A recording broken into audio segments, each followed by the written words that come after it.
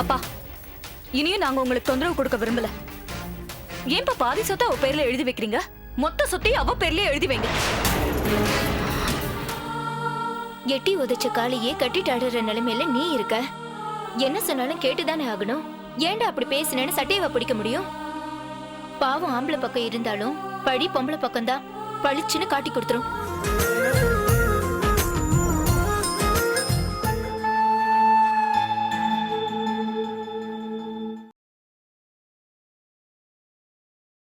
யாருக்குமே பயப்படாத என் புருஷன் எதுக்காக பயப்படுறீங்க சொல்லுங்க. எதுங்க உங்க வாயை கட்டி போட்டிருக்கு? எது உங்களை பேச விடாம தடுக்குது? சொல்லுங்க. வேண்டாமா, இதுக்கு மேல நீ அப்பா கிட்ட எதுவுமே கேட்க வேண்டாம். அவரா என்னைக்கு எல்லாத்துக்கும் பதில் சொல்லணும்னு நினைக்கிறாரோ அன்னைக்கு சொல்லட்டும். அப்பா, இனியும் நாங்க உங்களுக்கு தொந்தரவு கொடுக்க விரும்பல. ஏன்பா பாதி சொத்தை அவ பேர்ல எழுதி வைக்கிறீங்க? மொத்த சொத்தையும் அவ பேர்லயே எழுதி வைங்க. வாமா.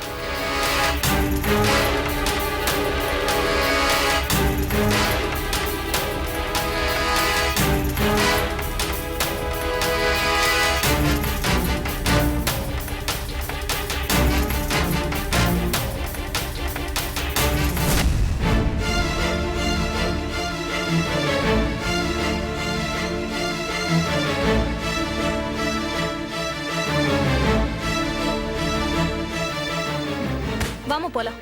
இனிமே நம்ம இந்த வீட்ல இருக்கிறதுல எந்த அர்த்தமும் இல்ல. என்னடி சொல்ற நீ? இது நம்ம வீடுடி. நம்ம எதுக்காக இந்த வீட்டை விட்டு போனோம்? அம்மா, வீடுங்கிறது பிரச்சனைகளை விட்டுட்டு நிம்மதியா இருக்க வேண்டிய இடம். ஆனா இப்ப இந்த வீடு போர்க்களம் மாதிரி ஆயிடுச்சு. இனிமே இந்த வீட்ல இருந்தா மன உளைச்சல் தாங்காம நம்மளுக்கே ஏதாவது ஆயிடுமா? ஏற்கனவே உனக்கு உடம்பு வேற சரியில்லை. ஓ நல்லதுக்காக மட்டும் சொல்லலமா. நாம இங்க இருக்கிறது அப்பாக்கும் நல்லது இல்ல நல்லாவே தெரியுது. யாருக்குமே நல்லது இல்லன்னு தெரியும் போது எதுக்காக நாம இந்த வீட்ல இருக்கணும்? இல்ல ரஞ்சனி, நீ என்ன சொன்னாலும் நான் இந்த வீட்டை விட்டு வரமாட்டேன். இவங்களுக்கெல்லாம் பயந்துகிட்டு நம்ம இந்த வீட்டை விட்டு போனா அப்புறம் நம்ம இந்த வீட்டையே விட்டு கொடுத்த மாதிரி ஆயிடும். ஆகட்டுமா, இந்த வீடு போனா போட்டும். அப்பாவே நம்ம பக்கம் இல்லன்னு ஆனதுக்கு அப்புறம் அவர் சம்மதிச்ச இந்த சொத்து மட்டும் நம்மளுக்கு எதுக்குமா? அது மேல ஆசைப்படுறது சொத்து கலையிற மாதிரி ஆயிடும். போயிடலாமா? நமக்கு வேண்டாம். அவர் சுயமா சம்மதிச்ச சொத்து அவர் இஷ்டப்படி யார் பேர்ல வேணா எழுதி வைக்கட்டும். நம்ம எதுக்குமா அவரை தடுக்கணும்? இன்னும் சொல்ல போனா நானும் நீயும் கூட அவர் சொத்துதான். நம்ம ரெண்டு பேரையும் கூட அவங்களுக்கு அடிமைன்னு எழுதி தரணும். அவர் கை தட்டுறவங்களுக்கு நாம அடிமையா இருக்கணும். அதுதான் அவரோட ஆசைனா அதையும் செய்யட்டுமா? ரஞ்சனி, ஏன் இப்படி என்ன கொல்லாம கொல்ற? ஏற்கனவே செத்துட்டேன். நாங்க எப்படிப்பா உங்களை கொல்ல முடியும்? இனிமே உங்க விருப்பத்துக்கு குறுக்க நிக்கிற மாதிரி நாங்க இந்த வீட்ல இருக்க போறது இல்ல. நாங்க இந்த வீட்டை விட்டு போறோம். நீங்க உங்க புதிய உறவுகளோட சந்தோஷமா இருங்க. மகளா பிறந்தவ மக இல்லைன்னு ஆயிட்டா.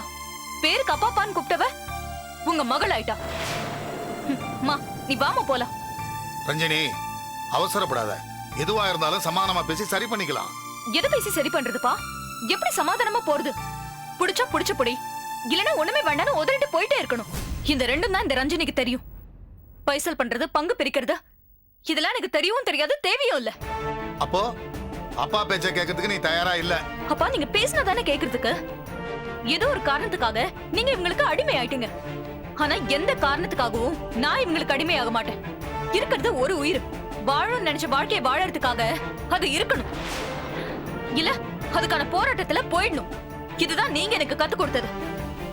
ஒரு மனுஷன் தான் சம்பாதிச்ச சொத்தை விட்டு கொடுத்துடலாம், அது திரும்பவும் வரும். ஆனா கத்துக்கிட்ட வித்தையை விட்டு கொடுத்தா அது திரும்பவும் வராது. அப்படி விட்டு கொடுத்தா நாம கத்துக்கிட்ட வித்தைக்கும் கத்து கொடுத்த குருக்கும் துரோகம் பண்ண மாதிரி ஆயிடும். ஆனா ஒண்ணுப்பா, நீங்க ஏதோ ஒரு வெளியே சொல்ல முடியாத காரணத்துக்காக எங்களை விட இவங்கதான் முக்கியமான முடிவு பண்ணிருக்கீங்க. அந்த காரணம் இன்னைக்கு இல்லைனாலும் என்னைக்காவது ஒரு நாள் தெரிய வரும்.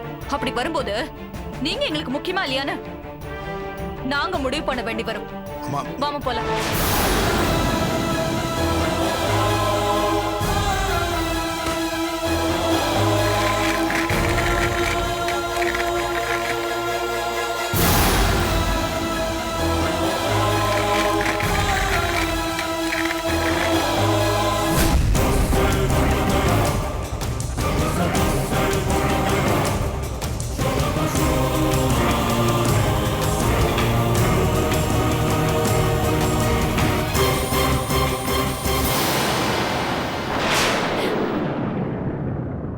நீ நினைச்சதை சாதிச்சிட்டல. இன்னும் முழுசா சாதிக்கல. முதல் படிதான் ஏறி இருக்கேன். இனி எனக்கு ஏறு முகம், உனக்கு இறங்கு முகம். உன்ன மாதிரி 100 முகத்தை பார்த்தவதான் இந்த ரஞ்சனி. எனக்கு என்னைக்குமே இறங்கு முகம் கிடையாது. என்னைக்கா இருந்தாலும் இந்த Ranjani born with silver spoon. அத மறந்துடாத. நான் பணத்திலேயே பிறந்தவ. ஆனா நீ பணம் இருக்கிற இடத்துக்குள்ள புகுந்தவ. அதையும் மறந்துடாத. பிறந்தவ வாழ்வாளா, புகுந்தவ வாழ்வாளா? யோசிச்சுக்கோ. வீதிக்கு போற நிலைமை வந்தும் வீரப்ப ஒண்ணும் குறையிலையே. சேத்துல சிக்கினாலும் சிங்கம் சிங்கம் தான். நான் உன்கிட்ட தோத்து போய் இந்த வீட்டை விட்டு போறேன்னு நினைக்காத. எங்க அப்பா தோத்துற கூடாதுன்னு தான் நான் இந்த வீட்டை விட்டு போறேன். லட்சுமி, நீயாவது நான் சொல்றத கேளு லட்சுமி. இல்லைங்க, நானும் என் பொண்ணு ரஞ்சனி கூடயே போறேன்.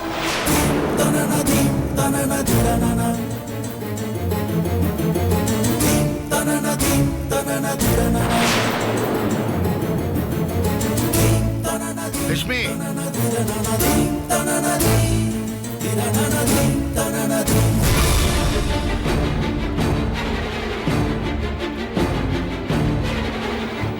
எப்படி நீ வீட்டை விட்டு போற? உன் வீட்டை எனக்காக விட்டு கொடுத்துட்டு போற? போ போ, போய்கிட்டே இரு.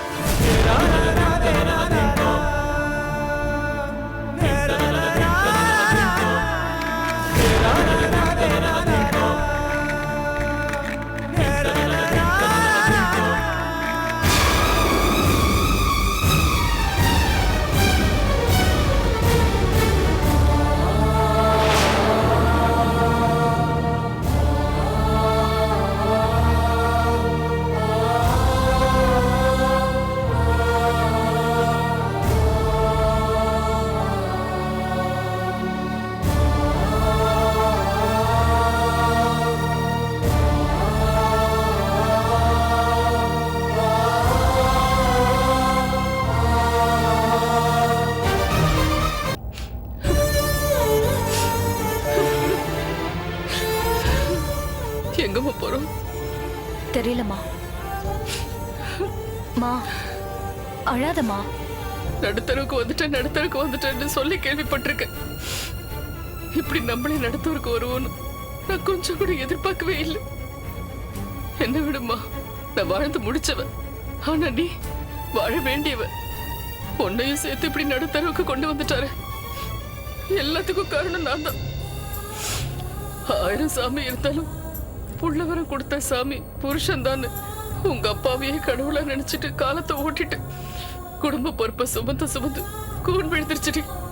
நிமிந்து நின்னு மத்த பொம்பளைங்க மாதிரி தொட்டதுக்கெல்லாம் எதுக்கு என்னன்னு உங்க அப்பாவை கேள்வி மேல கேள்வி கேட்டு அதட்டி ஊருட்டி மிரட்டி இருந்தேன்னா, ஐயோ பொண்டாட்டி 1000 கேள்வி கேட்பாளேன்னு உங்க அப்பாவுக்கு ஒரு பயம் வந்திருக்கும். நம்ம மேல ஒரு அக்கறையும் இருந்திருக்கும். அதை விட்டுட்டு அவர் அடிச்சாலும் உதைச்சாலும் அதை வாங்கிக்கிட்டு தாலிய கண்ணுல ஒத்திக்கிட்டு சிவனேன்னு இருந்தேன் பாரு. அது என்னோட தப்பு. நான் மகாராணிய வாழ்ந்த வீட்டுல இன்னைக்கு எவ்வளவு ஒரு கிழவியும் அவ பேத்தியும் வந்து உட்காந்துக்கிட்டு இப்படி அநியாயம் பண்ணிட்டு இருக்காங்க. அதுக்கு உங்க அப்பாவும் ஆமா சாமி போட்டுட்டு இருக்காரு. அது நான் கொடுத்த இடம் தானே. பொம்பளை புருஷனுக்கு விட்டு கொடுக்கலாம். ஆனா புருஷனையே விட்டு கொடுத்தா பொழப்பு சிரிப்பாத சிரிச்சு போகும்.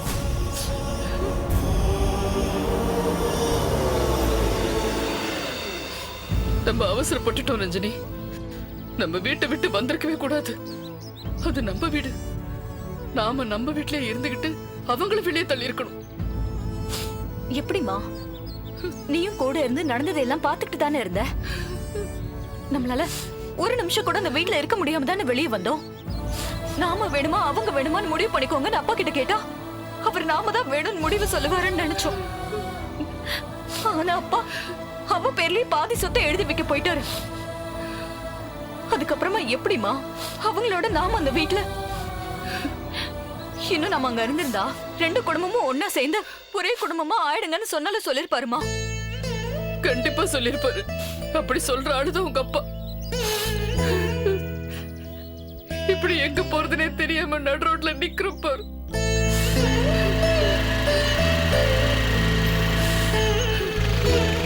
என்ன ரஜினியோட காருங்க நிக்குது?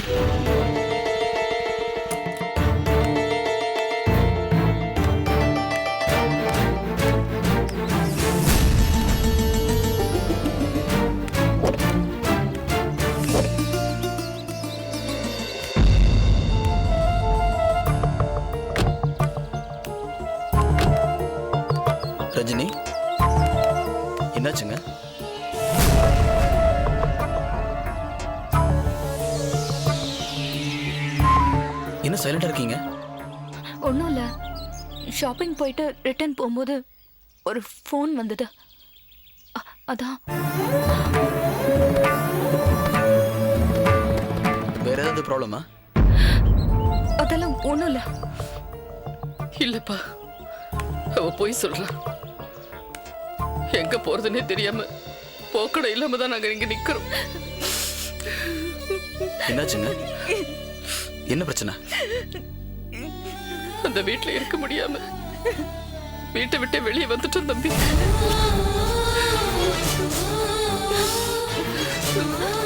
ஆமா சிவா, எல்லாத்துக்கும் காரணம் அந்த ரோஜா தான். ரோஜாவா? ஆமா.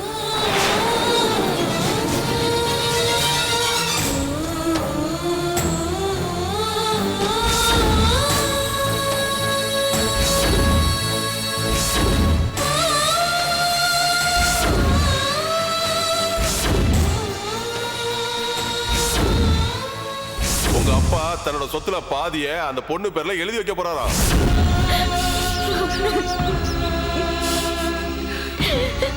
உங்களை எதிர்க்க அந்த ரோஜா இவ்வளவு தூரம் துணிச்சிட்டாளா?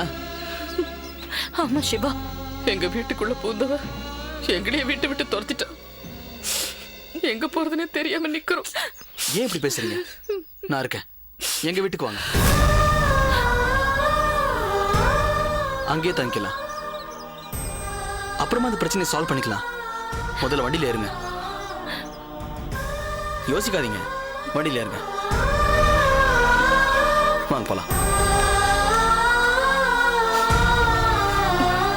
ஆண்டவன் ஒரு கதவை மூடுனா இன்னொரு கதவை திறப்பான்னு சொல்லுவாங்க. அதாம்மா இது. எங்க போகணும்னு தெரியாம இருந்தோம். இப்ப சிவா வீட்டுக்கே போறோம். வாங்கம்மா.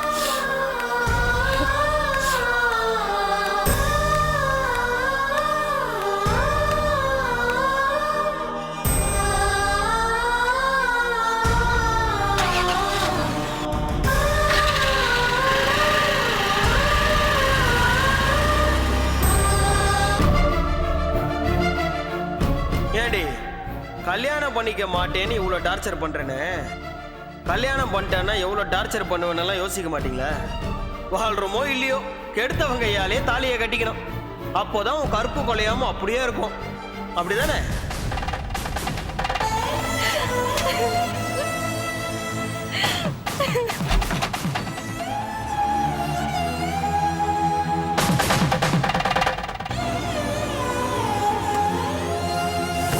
என்னடி யோசிச்சுட்டு இருக்க?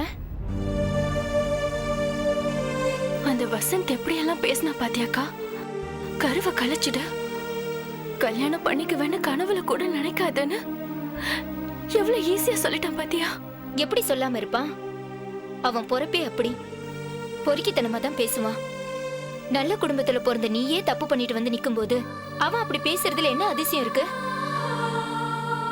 எட்டி உதைச்ச காலையே கட்டிட்டாடுற நிலைமையில நீ இருக்க. என்ன சொன்னாலும் கேட்டுதானே ஆகணும். ஏன்டா அப்படி பேசினேன்னு சட்டையவா பிடிக்க முடியும்? பாவம் ஆம்பளை பக்கம் இருந்தாலும் பழி பொம்பளை பக்கம்தான் பளிச்சுன்னு காட்டி கொடுத்துரும். அப்பா அன்னைக்கு என்ன, ஏன் இப்படி இருக்க? முகம் ஏன் இவ்வளவு வாட்டமா இருக்கு? என்ன பிரச்சனை? எதா இருந்தாலும் சொல்லுமான்னு துருவி துருவி கேட்டாரு. உன் கல்யாணம் தள்ளி போன வேதனைன்னு சொல்லி நான் சமாளிச்சிட்டேன். ஆனா அப்பா அதை நம்பின மாதிரி தெரியல. அம்மாவும் ஆரம்பத்துல இருந்தே டாக்டர் கிட்ட போலாம், டாக்டர் கைய புடிச்சு பார்த்தாருன்னா புட்டு புட்டு வச்சிருவாருன்னு சொல்லிக்கிட்டே இருக்காங்க. எதை மனசுல வச்சுக்கிட்டு அம்மா இப்படி சொல்றாங்கன்னு எனக்கு தெரியல. அன்னைக்கு சரோஜாக்கா நிருப்பமாக கல்யாணம்னு பத்திரிக்கை கொடுக்க வந்தாங்கல்ல, அப்ப கூட எப்படி எல்லாம் பேசினாங்க. பொங்க பானையில நாய் வாய வச்சது நாயோட குத்தம் இல்லடி, பொங்க பானைய பொறுப்பு இல்லாம வாசல்ல வச்சு உங்களோட குத்தம். பெருச்சாலி கடிச்ச பழம் விஷம், தங்கத்தால இழைச்சாலும் தட்டு கெட்டவதான், வைரத்தால இழைச்சாலும் வழுக்க விழுந்தவதான், ஒரு லாரி சென்ட ஊத்துனாலும் நாரி போனவதான். கல்யாணத்துக்கு முன்னாடி கர்ப்பமானவளுக்கு கருமாதி பத்திரிக்கை அடிக்கணும்டி. நானா இருந்தா அதுதான் செஞ்சிருப்பேன்னு அம்மா அன்னைக்கே சொன்னாங்கல்ல. ஆமாண்டி, அம்மா சொல்றது நியாயம் தானே? நியாயம்தான்க்கா, நான் இல்லைன்னு சொல்லல. நான் பண்ணது எல்லாமே தப்புதான். நான் பண்ண தப்புக்கு நான் யாரையும் தப்பு சொல்ல மாட்டேன். நீ யாரையும் எந்த வகையிலும் தப்பு சொல்ல முடியாது. இன்னும் கேட்டா உன்னை இந்த அளவுக்கு ஆளாக்கணவன கூட நீ தப்பு சொல்ல முடியாது. அவன் ஆம்பளை, அவன் அதுக்கு தான் வழி பாப்பான். பொம்பளை நீ தாண்டி புத்திசாலித்தனமா நடந்திருக்கணும். ஒரு பொம்பளை ஆம்பளை மேல ஆசைப்படுறது தப்பு கிடையாது. ஆனா எல்லாத்துக்கும் ஒரு வரம்பு இருக்கு. நாம ஆசைப்படுறவன் நம்மள தொற்றவும் கூடாது, விட்டுறவும் கூடாது. அதுலதான் பொம்பளையோட புத்திசாலித்தனமே அடங்கி இருக்கு. ஒரு பொண்ணோட கழுத்துல தாலி ஏறுற வரைக்கும் அவ கட்டில் ஏறக்கூடாது. அப்படி அவ ஏறுனா குடும்ப மானமே கப்பல் ஏறிடும். அதுக்கப்புறம் குய்யோ முய்யோன்னு கத்தி எந்த பிரயோஜனமும் இல்ல. யாரும் இதுக்கெல்லாம் பரிதாபப்பட மாட்டாங்க, கேவலமா தான் பேசுவாங்க. நான் ஒரு முடிவுக்கு வந்துட்டேன்க்கா. இப்படி ஒரு தப்பு பண்ணி வயித்துல குழந்தையோட இருக்கேன்னு தெரிஞ்சா அம்மா உயிரோடவே இருக்க மாட்டாங்கக்கா. அதுக்கு முன்னாடி என் உயிரை போக்கிக்கலான்னு நான் முயற்சி பண்ணேன். ஆனா நீ என்ன சாக விடல. நான் செத்தா கூட போஸ்ட்மார்டம்ங்கிற பேர்ல பணத்தை கூறு போடும்போது வயித்துல குழந்தை இருக்கிற விஷயம் வெளியே தெரிஞ்சிரும். நான் மானத்துக்கு பயந்து உயிரை விட்டதுல எந்த அர்த்தமும் இல்லாம போயிடும். அதனால வயித்துல வளர்ற குழந்தைய அழிச்சிடலான்னு முடிவு பண்ணிருக்கேன்.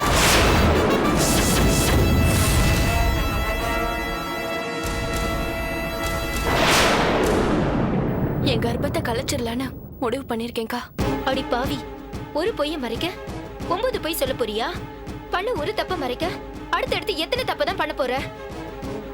எந்த சாட்சியும் இல்லாம நீயும் வசந்து செஞ்ச தப்புக்கு ஒரே சாட்சியா இருக்கிறது உன் வயித்துல வளர இந்த குழந்தைதான். அது கருவான விதம் உருவான விதம் வேணா தப்பா இருக்கலாம். ஆனா அதுவும் ஒரு உயிர். ஒரு பாவமும் அறியாத ஒரு சிசு. உன் தப்ப மறைக்க இந்த சின்னஞ்சிறு சிசுவோட உயிர் அழிக்க பாக்குறியே. பொண்ணா பிறந்தவ வயித்துல ஆண்டவன் படைச்சிருக்கிறது கருவறை, கல்லறை இல்ல. உயிர் கொடுத்து உருவம் கொடுத்து அந்த உயிரையும் உருவத்தையும் வளர்க்கிற பொறுப்பை ஆண்டவன் பொம்பளை கையில தான் கொடுத்திருக்கான். அதை அழிச்சு ஆண்டவனோட படைப்பையே அசிங்கப்படுத்த நினைக்கிறியே. என்ன மன்னிச்சிருக்கா, எனக்கு வேற வழி தெரியல. தப்பான வழியில போனா போனது தாண்டி. திரும்ப வரவும் முடியாது, வேற வழியும் தெரியாது. ஒரு பொண்ணு சிரிக்க கூடாதவன் கிட்ட சிரிச்சா அவ்வளவுதான். அதோட அவ வாழ்க்கையில சிரிப்பையே மறந்துட வேண்டியதுதான். ஜென்மத்துக்கும் அழ வேண்டியதுதான். நீயா ஒரு முடிவெடுத்து உன் வயித்துல வளர்ற குழந்தைய கலைக்க போறேன்னு சொல்றியே, அதை கலைச்சிட்டு என்ன பண்ணுவ? அவன் உன்னை கல்யாணம் பண்ணிப்பான்னு நினைச்சுதானே நீ அவன்கிட்ட ஏமாந்த? அந்த நினைப்ப எப்படி கலைப்ப? அவன் பண்ண தப்புக்கு இருக்கிற ஒரே சாட்சி உன் வயித்துல வளர இந்த குழந்தைதான். இந்த சாட்சி அழிச்சிட்டு அப்புறம் நீ என்ன பண்ணுவ?